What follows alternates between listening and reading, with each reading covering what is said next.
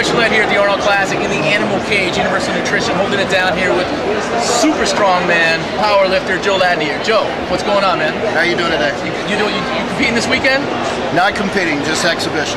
And give me some of those lifts you put up on the exhibition level.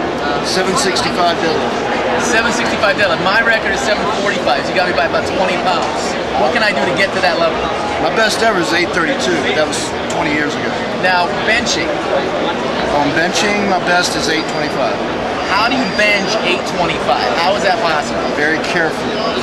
Now, we talked to a guy that had 1,000 pounds drop on his chest and break his back last year. Yeah. When you're putting up that kind of weight over your head, over your face, over your chest, what's going through your head? Is there any nervousness? Get it off as quick as possible. And you got to have spotters you trust. Oh, absolutely. Tell me about the worst spotter you ever had. I wouldn't say it was the worst, but I'm from the Gulf Coast of Mississippi. After Hurricane Katrina, training for the qualifier actually for this contest, I had 6 teenagers spotting me. And they 800 pounds. And they fucked it up? Yeah. What happened? Run it down for me. Well, I mean, they gave me a handoff. 6 of them gave me a handoff with 805, and right at the top, I couldn't quite lock it out, and the bar popped out of my hand. Were you using a thumb or thumbless? I always use thumbless. You always use thumbless. Now let's talk about that, thumbless versus thumb grip. Because I had an accident, I'm not a strong man like you, I was doing 225 on the incline, thumbless grip. Teenager, like you said, about a 16-year-old, give me a lift off, lifts it off, and then pushes the bar out in front of me. Rolls right off the hands onto my chest. Now 225 is not going to kill anybody. Right. But you know how that is. Why the thumbless over the thumb grip?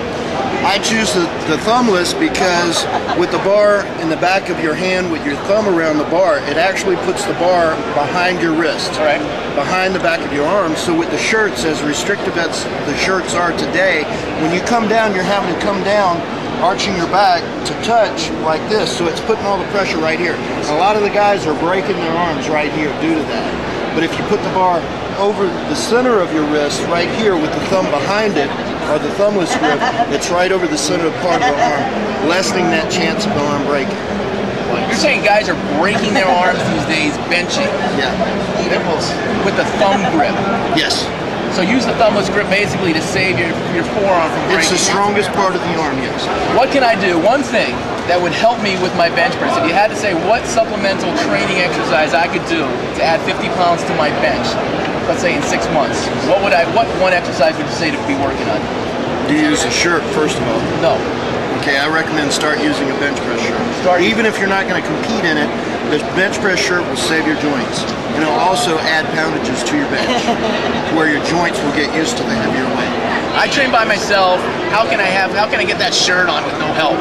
Okay, if you're not going to train with a shirt, I would recommend you train with bands, doing reverse band training. It simulates the shirt, but you don't have the restrictiveness of the shirt. You don't have to worry about somebody having to help you with it. So you put the band, say in a power rack, go across the bar at the top and across the bar where you're benching. When you bring the bar down, the band takes over just like a shirt. But when you lock it out, it's all you. So you're doing top-end training. It's like doing a heavy negative. Joe Ladnier, 800-pound bench press. The guy knows what he's talking about. Joe, thanks for your help. Thanks for the tips, man. Thank you. Take care. All right, man.